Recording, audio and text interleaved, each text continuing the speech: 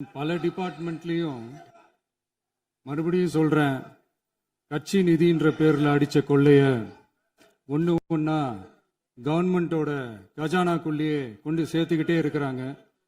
இப்பவும் சொல்றேன், மக்கள் பணத்துல இருந்து ஒரு பைசா கூட தொடமாட்டோம், தொடவும் விடமாட்டோம், தொட்டா விடமாட்டோம், இதுக்கு முன்னாடி தொட்டவங்களையும் விடமாட்டோம்.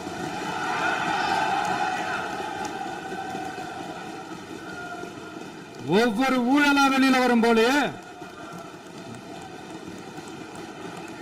ஒவ்வொரு வேஷமா கலைஞ்சிரும் போலயே இங்க இருக்கிற நிறைய பேரு நடுங்கி போய் இதுல நம்ம மேல அவதூறு வேற. இப்ப புதுசா ஒரு வெப்பன் ஒண்ணு கொண்டு வந்திருக்காங்க. அது என்ன தெரியுமா? அவங்க தயவால தான் நம்ம ஆட்சி நடக்குதான். மக்கள் தயவால இந்த ஆட்சி நடந்துகிட்டு இருக்கு. மனசாட்சி உள்ள சக்திகளோட ஆதரவால இந்த ஆட்சி நடந்துகிட்டு இருக்கு. நாங்க தான் அனுப்பி வச்சோம் அப்படின்றாங்களே. அனுப்பி வச்சவங்களுக்கு மினிஸ்ட்ரியில இடம் கொடுத்தா ஏன் கதறீங்க? ஏன் இவ்வளவு கோவம்? ஏன் இவ்வளவு கதறல்? இதுல இன்னொரு முக்கியமான விஷயம், மார்க்சிஸ்ட் கம்யூனிஸ்ட் கட்சி நமக்கு ஆதரவு கொடுத்தது சுயேட்சையா எடுத்த முடிவுன்னு சொல்றாங்க. அதே மாதிரி இந்திய கம்யூனிஸ்ட் கட்சி நமக்கு ஆதரவு கொடுத்தது சுயேட்சையா எடுத்த முடிவுன்னு சொல்றாங்க. இதுல எங்க இருந்து நாங்க தான் அனுப்பி வச்சோம்னா புரியலையே. மக்களுக்கு நல்லா புரியும், எல்லாத்தையும் தெளிவா பார்த்துக்கிட்டு இருக்கிறாங்க.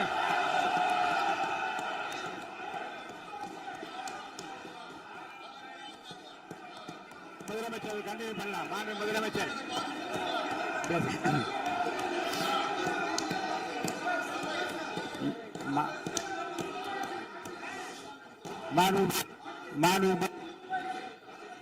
முதலமைச்சர் கண்டினியூ பண்ணலாம். நீ கண்டினியூ பண்ணலாம்.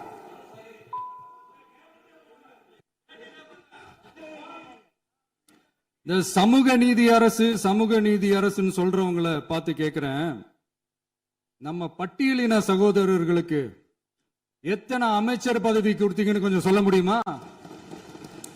ஆனா நம்மளுடைய அரசுல 8 அமைச்சர் பதவிகள் யாருக்கு? நம்ம பட்டியலின சகோதரர்களுக்கு. எல்லாம் நம்ம அண்ணன், நம்ம தம்பி, நம்ம தங்கச்சிங்க. அண்ணல் அம்பேத்கர் அவர்களுடைய கிட்டத்தட்ட 100 ஆண்டு கால கனவு இப்ப நிறைவேறி இருக்கு. நான் ஏன் கொஞ்சம் சவுண்டா பேசுறேன் அப்படின்னா அவங்களுக்கு கேட்கணுன்றதுக்காக, தப்பா எடுத்துக்காது. அதே மாதிரி பெண்களோட பாதுகாவலர் நாங்க தான் அப்படின்னு சொல்லிக்கிறவங்களை கேட்கிறேன், எத்தனை பெண்களுக்கு அமைச்சர் பதவியில இடம் கொடுத்தீங்க கொஞ்சம் சொல்ல முடியுமா? எங்க அரசுல 4 சகோதரிகளுக்கு அமைச்சர் பதவி கொடுத்திருக்கிறோம்.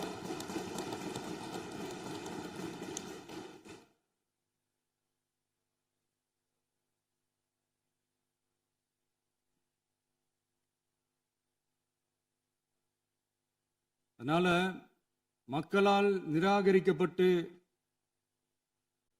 மக்களால் அகற்றப்பட்டவங்களுக்கு ஒண்ணு சொல்லிக்கிறோம், தப்பே செய்ய மாட்டோம், ஊழலே செய்ய மாட்டோம், நேர்மையா தான் இருப்போம், நியாயமா தான் இருப்போம் அப்படின்னு சொல்றவங்களால மட்டும்தான் கூட்டணி ஆட்சி அமைக்க முன்வரும்.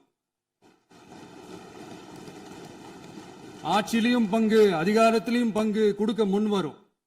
ஊழல்லையே ஊறி போனவங்களால இந்த கூட்டணி ஆட்சியோ, ஆட்சியிலையும் பங்கோ, அதிகாரத்திலையும் பங்கு கொடுக்க முன்வராது.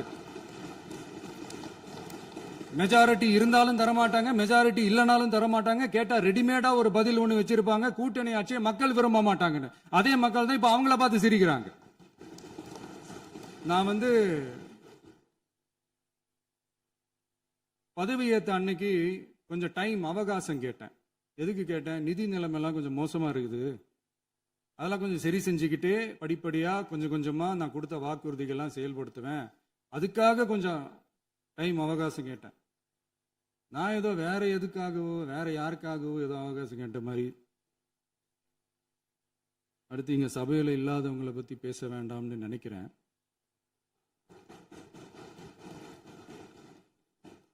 இங்க நம்மளை பத்தி அவதூறு பரப்புறதோட மட்டும் இல்லாம இப்ப நம்ம மக்கள் மேலேயும் அவதூறு பரப்ப ஆரம்பிச்சுட்டாங்க.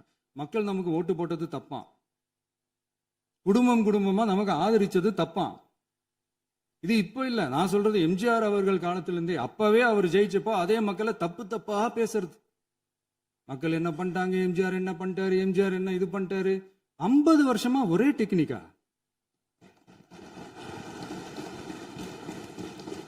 டெக்னாலஜி எல்லாம் மாறி வேற எங்கேயோ போயிட்டு இருக்கு பஸ். இதுல கொஞ்சம் டெக்னிக்காச்சும் கொஞ்சம் மாத்தினா கொஞ்சம் நல்லா இருக்கும். அதனால மக்களுக்கு யூஸ்ஃபுல்லா இருக்கிற மாதிரி இந்த ஆக்கப்பூர்வமான கருத்துக்களோ ஆக்கப்பூர்வமான யோசனைகளோ இருந்தா சொல்லுங்க. அதை நாங்க டெஃபரெண்டா எடுத்துக்கிறோம். ஆனா அதை விட்டுட்டு இந்த நக்கல், நையாண்டி, சம்பந்தம் இல்லாத பேச்சு இதெல்லாம் பேசிட்டு அப்புறம் முதல்வர் பதில் சொல்லல, முதல்வருக்கு பதில் சொல்ல தெரியல அப்படின்னா அப்புறம் என்ன சோஃபா மாடல் ஆட்சியா? அது என்னன்னு புரியறதுக்கு எனக்கு ரொம்ப நாள் ஆச்சு. இந்த sofa set, table chair, teapoy, furniture பிசினஸ்லாம் வேற எங்க வெளியில போய் பண்ண சொல்லுங்க. அப்படி அந்த பிசினஸ் தான் பண்ணணும்னா நிறைய பிசினஸ் பண்ற மாதிரி வெளியில போய் பண்ண சொல்லுங்க, இங்க சட்டசபைக்குள்ள வேணாம். அதனால ஆக்கப்பூர்வமான கருத்துக்கள் இருந்தா சொல்லுங்க. டெஃபினட்டா அது சரியா இருந்தா நாங்க ஏத்துக்கிறோம். எனக்கு ஒரு குட்டி கதை ஒண்ணு ஞாபகம் வருது, சொல்லாமா? ஒரு ஊர்ல ஒரு பெரியவர் வெயில் ரொம்ப ஜாஸ்தியா இருக்குன்னு சொல்லிட்டு கண்ணுக்கு மேல கை வச்சுக்கிட்டு இப்படி சுத்தி முத்தி தேடிக்கிட்டு இருந்தாராம். அப்ப கூட இருந்த ஒரு சின்ன பையன், என்ன தேடுறீங்க அப்படின்னு கேட்டானா. அதுக்கு அந்த பெரியவர் சொன்னாரா, அது ஒண்ணு இல்ல தம்பி, உங்க அப்பா இங்கதான் இருப்பாருன்னு சொன்னாங்க, அதான் தேடிக்கிட்டு இருக்கேன். எங்க உங்க அப்பாவையா காணோம்?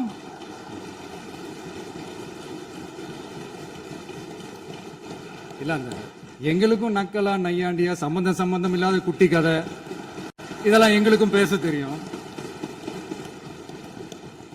அந்த கதையில பெரியவர் அப்படி சொன்னாராம், தப்பா எடுத்துக்காதீங்க. அந்த கதையில பெரியவர் அப்படி கேட்டாராம்.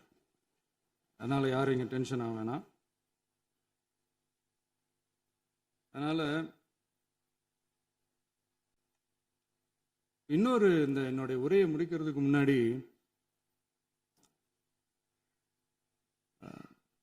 போயிட்டாங்க, பேசலாமா? நிறைய உங்க கருத்துக்களை நீங்க முழுமையாக மன நிறைவோடு பேசலாம். டிவியில் பார்க்கலாம். சரி, அதான் 5 நிமிஷம் பேசுனதுக்கே கொளத்தூரி இந்த ஆட்டம் ஆயிடுச்சு. பேசுனா அப்புறம் என்ன பண்றது? கடைசியா நான் இந்த உரையை முடிக்கிறதுக்கு முன்னாடி ஒரு முக்கியமான ஒரு விஷயம் பத்தி சொல்லணும். ஆளுநர் உரை அன்னைக்கு இந்த தமிழ் தாய் வாழ்த்துக்கு அப்புறம் தேசிய கீதம் பாடினது தப்பு, தேசிய கீதம் 2 முறை பாடினது தப்பு. அப்படி ஒரு நிகழ்வு இதுக்கு முன்னாடி இந்த சட்டசபையில நடந்ததே கிடையாது. அந்த மரபையே மாத்திட்டீங்க. இப்படி ஒரு பெரிய ஒரு போர் மாதிரி எதிர்கட்சியை சார்ந்தவங்க எல்லாம் சொன்னாங்க இல்லையா? அந்த மாநில உரிமை போராளிகளை, அந்த மரபு காக்கிற உரிமை போராளிகளை ஒரே ஒரு கேள்விதான் கேட்கணும். 2021 ஆகஸ்ட் 2 ஞாபகம் இருக்கா? Centenary celebration of Tamil Nadu legislature. அந்த ஃபங்க்ஷன்ல நம்ம முன்னாள் முதலமைச்சர் கருணாநிதி அவர்களோட கலைஞர் அவர்களுடைய கலைஞர் அவர்களுடைய புகைப்படத்தை மாண்புமிகு குடியரசுத் தலைவர் திறந்து வைக்கிற ஒரு ஃபங்க்ஷன். அந்த ஃபங்க்ஷன்ல national anthem followed by Tamil Thai Vazhthu அப்படின்னு அறிவிச்சது ஞாபகம் இருக்கா? அதாவது தேசிய கீதத்துக்கு அப்புறமா 2வது முறையா, நோட் திஸ் பாயிண்ட் மாண்புமிகு பேரவைத் தலைவர் அவர்களே, பிளீஸ் நோட் திஸ் பாயிண்ட். தேசிய கீதத்துக்கு அப்புறம் 2வது முறையாக தமிழ் தாய் வாழ்த்து பாடப்படும் அப்படின்னு சொன்னது ஞாபகம் இருக்கா? அதுவும் முத்தமிழ் அறிஞர் அப்படின்னு சொல்ற நம்ம கலைஞர் அவர்களுடைய அந்த புகைப்படம் வெளியிட்டு விழாவில் அவர் இருந்த இதே சபையில தமிழ 2வது இடத்துக்கு தள்ளினது யாருன்னு ஞாபகம் இருக்கா? அது மட்டும் இல்ல, அந்த தேசிய கீதத்தை நாட்டுப்பண் நேஷனல் ஆந்தம்னு சொல்லி அதே ஃபங்க்ஷன்ல கடைசியா ஃபங்க்ஷன் முடியும் போது செகண்ட் டைம் தேசிய கீதம் பாடினதும் ஞாபகம் இருக்கா? இதே அவையில் தான் அது அவை குறிப்பிலும் இருக்கிறது. இதே அவையில் தான் நடைபெற்றது. இந்த தக்க நேரத்தில் இந்த ஆதாரங்களை அளித்த மாண்பு முதல்வர்களுக்கு நன்றியை தெரிவித்துக் கொள்கிறேன். டவுட் இருந்தா இந்த புக்கை பார்த்து தெரிஞ்சுக்கலாம். அதனால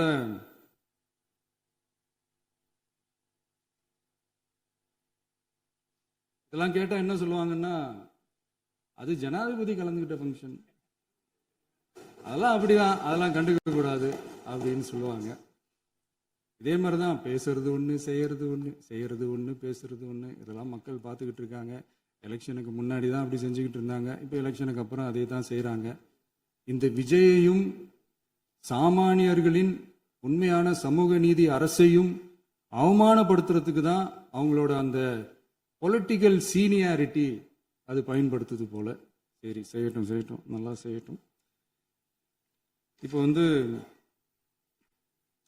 ஆனாலும் நம்மளுடைய மாநில உரிமை, மொழி உரிமை, உத்தம உத்தரர் போல வேஷம் போடுற எதிர்கட்சிக்கு ஒன்றை மட்டும் ஆணித்தரமாக சொல்றோம்.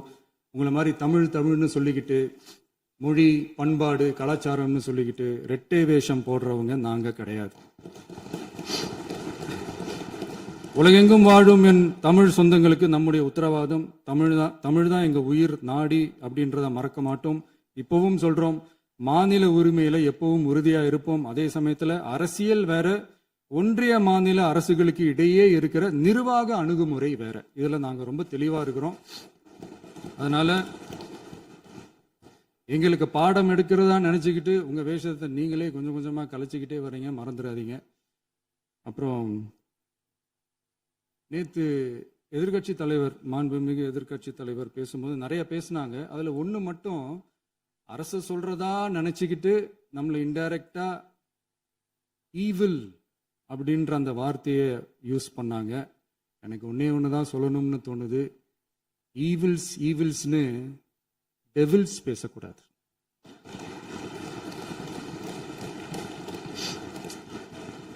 அவங்க இருந்திருந்தா ஒரு ஆக்ஷன் பண்ணணும்னு எனக்கு தோணுச்சு. எல்லாரும் போயிட்டாங்க. பர்மிஷன் பண்ணலாமா? இப்பவும் பண்ணலாம், ஒன்றும் தப்பு இல்லை.